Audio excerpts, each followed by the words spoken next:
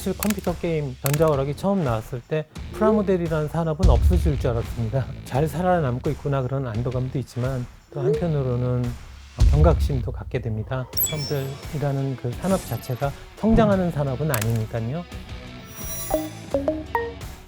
4월은 과학의 달이죠. 이맘때 되면 학교에서 고무동력기나 물로켓 날려본 경험 다들 있잖아요. 이런 간단한 과학 교구는 물론이고 플라스틱 재질의 조립식 장난감, 즉 프라모델을 만드는 국내 유일 공장을 크랩이 찾았는데요. 공장 안 주차 공간이 꽤 넓은데 완구회사 직원들답게 제품을 직접 조립해서 갖고 노는 경우도 많다고 합니다. 이거 한 몇 초 정도 예상하세요? 몇 분? 2, 30초 정도. 2, 30초요? 네. 공단이 상승 기류가 없기 때문에 네. 거기다가 직접 만든. 네. 오, 부딪힌다. 아, 충돌. 2, 30초 정도. 충돌. 이제 그만 놀고 이 공장에선 현재 약 500여 개의 프라모델 제품을 만들고 있는데 국내에서 50%, 해외 60여 개 국가에서 또 50% 정도씩 팔린다고 합니다. 생산 단계 자체는 단순하지만 정밀한 기술이 특히 중요하다는데요. 일단 어떻게 만들어지는지 대표님 설명과 함께 볼게요. 기획 단계거든요. 프라모델이라는 것은 실물을 정밀하게 축소해서 만드는 모형이기 때문에요. 실물의 모양이 어떤지 정확히 측정하고 그거를 소형으로 줄일 수 있도록 여러 가지 사이즈라든가 자료를 모으는 그런 작업입니다. 밀리터리 특성상 자료를 그렇게 쉽게 얻을 수는 없거든요. 그런 무기들이 공개될 때가 있어요. 에어쇼를 한다든가 그럴 때 가서 사진도 찍기도 하고 합조를 얻어서 실측을 하기도 하고 그렇게 합니다. 독일 전차군단이라고 예, 할 때 그 전차입니다. 이런 도면들이 있어요. 실내 공개가 된 자료인 거죠? 그렇죠. 공개가 된 자료입니다. 아, 이게 실제고 네네네. 이게 도면이랑 네. 이걸 35분의 1로 네네, 축소한. 축소한 거고. 이제 해외 전차 같은 경우는 국내에서 네. 이제 사진 찍기가 좀 어려우니까 해외에 있는 박물관 네. 그런 데 가서도 저희가 취재도 많이 해오고요. 완성된 자료를 바탕으로 금형 설계를 해야 됩니다. 정밀하게 스케일에 맞게 축소시키는 그런 작업도 같이 하게 됩니다. 옛날 같았으면 실제 모형을 나무라든가 이런 걸 깎아갖고 잘라서 만들어 붙여도 보고 했겠지만 요즘 거의 다 컴퓨터로 합니다. 2단계부터는 금형을 제작하는 단계인데요. 금형이라는 거는 쉽게 생각하면 아주 정교한 붕어빵 틀을 만든다고 생각하시면 됩니다. 실질적으로 쇠를 놓고 그걸 깎아낸다고 생각을 하면 너무 어려우니까 가장 쉬운 방법은 흑연이라든가 동으로 된 그 물체를 실제 붕어와 똑같이 먼저 깎아보는 거죠. 금형의 그 붕어 모양으로 찍어야겠죠. 방전이라는 과정을 거치게 됩니다. 방전이라는 과정은 쉽게 말하면 하늘에서 천둥이 쳤을 때 땅이 파이지 않습니까? 그와 마찬가지로 계속 스파크를 주게 되면은 그 코어 부분이 모양으로 이렇게 파이면서 가공이 됩니다. 그래서 열이 나게 되고 그 마찰 열을 줄이기 위해서 윤활유 같은 그런 기름을 계속 부어주는 겁니다. 이제 금형의 마지막 단계인데요. 기계로서 할 수 없는 정밀한 부분들이 있습니다. 그런 부분들은 마지막에 사람이 정밀한 부분들을 조각하고 이거를 다 새겨야 되는 거죠? 컴퓨터로 봤을 때는 큰데 그게 0.1mm. 0.1mm요? 이게 0.1mm.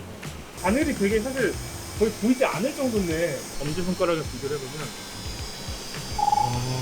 이 끝 테마 재보면 한 0.1mm? 그냥 눈으로 보기에는 안 보이죠. 눈 안 아프세요? 계속 1mm 못 잡아보세요. 여기 확실하게 많이 떨어졌어요. 몇 년 일하셨어요? 40년 40년이요? 엄청 오래 하셨네요. 금형이 완성이 되면 사출 단계로 넘어가게 되거든요. 이제 붕어빵 틀이 완성이 됐다고 보면 붕어빵 틀에 넣을 밀가루라든가 팥이라든가 준비하듯이 금형에 넣을 수지, 제품을 만들 때 필요한 플라스틱 수지 같은 것들을 준비하고 배합하는 과정이 필요합니다. 금형을 사출기에 장착을 하고요. 플라스틱 수지를 고온 고압으로 아까 만든 금형 안으로 밀어 넣습니다. 그럼 그 금형 틀대로 모양이 갖춰지게 되고요. 냉각을 통해서 만들어진 성형된 사출물을 식혀서 이게 대략 한 몇 초 정도 하면은 플라스틱 이렇게 나오는 거예요? 크고 두껍고 복잡한 제품은 30초 이상 걸리기도 하고요. 조금 작고 간단한 금형 같은 경우는 15초 정도 걸리기도 합니다. 사출물에는 저희가 이제 정밀 모형을 하다 보니까 아주 간단한 핀 같은 부분이라든가 그런 것들이 안 나올 때도 있거든요. 혹은 불필요한 부분이 삐져나온 부분들도 있고요. 그런 것들을 미리미리 다 검사해서 불량품들을 미리 걸러내는 작업을 하게 됩니다. 설명서라든가 스티커 제품에 붙이는 그런 것들이 들어가게 되고 사출물들 그런 것들이 모두 모여서 하나의 제품으로 완성이 됩니다. 지금은 임직원 130명, 연매출 400억 원의 강소기업이자 마지막까지 살아남은 프라모델 공장이 됐지만 처음 시작은 미미했다는데요.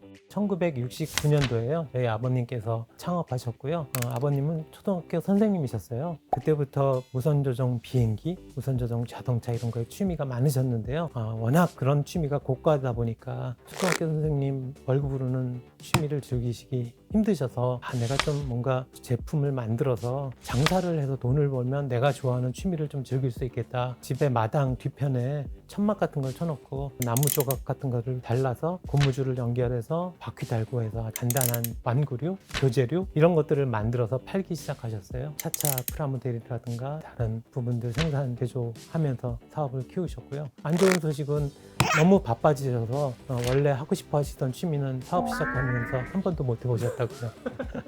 프라모델 가업을 이어받은 건 숙명이었습니다. 당연히 좋아했고요. 제품들이 집에 워낙 많았으니까 손에 닿는 모든 부분에 장난감이 있었다고 보시면 될 것 같습니다. 친구들 사이에서도 인기 많았고요. 대학교에 입학을 하니까 대학교 동기가 제가 이제 그런 아카데미 과학하는 집에서 태어났다라는 얘기를 들었더니 내 꿈이 너였는데 내 꿈을 대학교 와서 만날 줄은 몰랐다 그러더라고요. 꿈이 아카데미 과학 아들이었대요? 네. 김 대표는 투자은행에서 일하다 2009년부터 프라모델 공장을 맡게 됐는데 이미 업계는 아버지가 운영하던 때와는 너무나 달라져 있었습니다. 1980년대 국내 업체만 30여 개에 이를 정도로 호황이었던 시절은 끝난 지 오래였고 놀거리는 무척 다양해졌던 거죠. 컴퓨터, 전자오락 같은 것들이 많이 보급이 되면서요. 실질적으로 프라모델을 만드는데 들이는 시간보다는 게임이라든가 컴퓨터 등의 시간을 더 많이 뺏긴 이유도 있을 거고요. 아무래도 소득이 증가하다 보니까 프라모델로 직접 만드는 장난감보다는 다 완성이 되어 있는 고가의 장난감들 아이들이 갖고 놀게 되면서 프라모델 자체는 조금 사양길이 되지 않았나 생각을 합니다.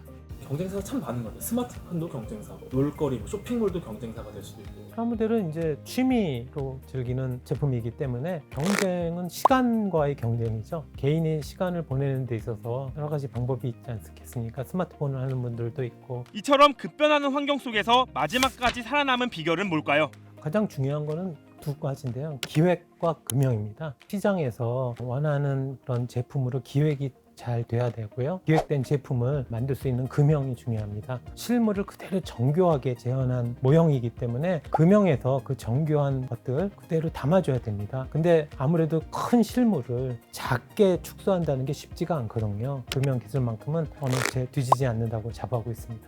실제로 프라모델은 독일, 일본, 미국 등 세계대전을 치렀던 나라에서 금형 기술 덕분에 발전했는데요. 이젠 우리 기업이 미국 업체를 인수할 정도로 경쟁력을 갖춘 상황입니다. 저희 아버님 평생 사치라는 거는 모르고 사셨고요. 아버님 그 차 너무 오래된 것 같은데 차 좀 바꾸시죠. 그러면 멀쩡한 차를 왜 바꾸냐 역정을 내시다가도 기계를 좀 새 거를 하나 샀으면 좋겠습니다. 그러면 아무 말씀 안 하시고 빨리 사라. 새 기계 사자. 항상 그러셨거든요. 그만큼 제조 장비에 대한 투자 이런 건 아끼지 않으셨고요. 그런 부분들이 제가 그대로 많이 이어받게 됐고요. 기계에 대한 투자를 아끼지 않은 덕분에 다양한 금형을 만들 수 있었고 제각각인 소비자 요구에 맞춰 다품종 소량 생산이 가능했다는데요. 하나하나 다 너무 소중할 것 같은데 그 중에서도 조금 딱 하나만 좀 뽑아주자면 제품 하나하나가 다 소중한데요. 2020년에 저희가 출시했던 포니 자동차를 프라모델로 한 제품이 있습니다. 포니면 옛날 자동차 1970년대 한국의 어떤 기념비적인 자동차였죠. 사실 그 제품을 하게 된 이유는 2020년에 레트로 열풍이 많이 불었을 때 직원들하고 상의하면서 우리도 한번 레트로 제품 해보면 어떻겠느냐. 그걸 기억하는 고객들이 많이 있을까, 그리고 수출도 힘들지 않을까 이런 여러 가지 이유 때문에 반신반의했었어요. 제가 밀어붙여서 한국에 의미가 있는 자동차니까 해보자 라고 했는데 처음 출시되자마자 폭발적인 반응을 받아서 손익 분기점을 가장 빨리 달성한 제품이 됐습니다. 네, 직원들 앞에서 조금 면이 섰습니다.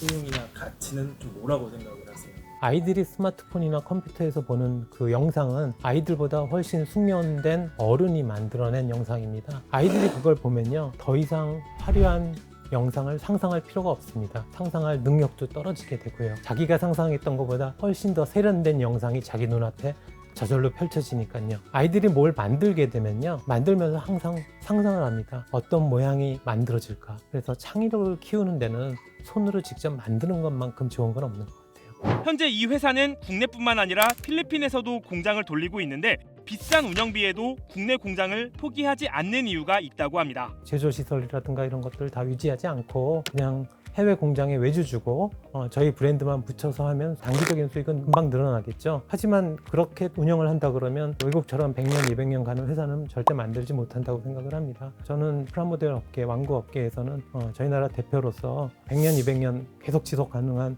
회사를 만드는 게 제 꿈이고요. 그러기 위해서는 지속적으로 사람에 대한 투자, 장비에 대한 투자, 제조업에 대한 투자를 해서 앞으로 이어나갈 생각입니다. 종종 고객들로부터 정교함에 대한 지적을 받으면 따끔하다는 김 대표는 그때마다 더 잘 만들어야겠다 다짐한다고 합니다.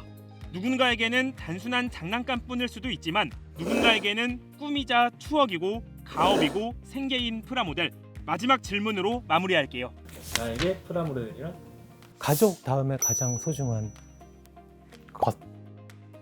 여러분 4월 21일이 과학의 날이잖아요. 그래서 저희 초등학교 때는 이제 물로켓이랑 글라인더, 뭐 고무동력기 이런 거 많이 했었는데 제가 발로 한번 세게 밟아 볼게요. 얼마나 멀리 날아가는지. 오! 우와. 저기.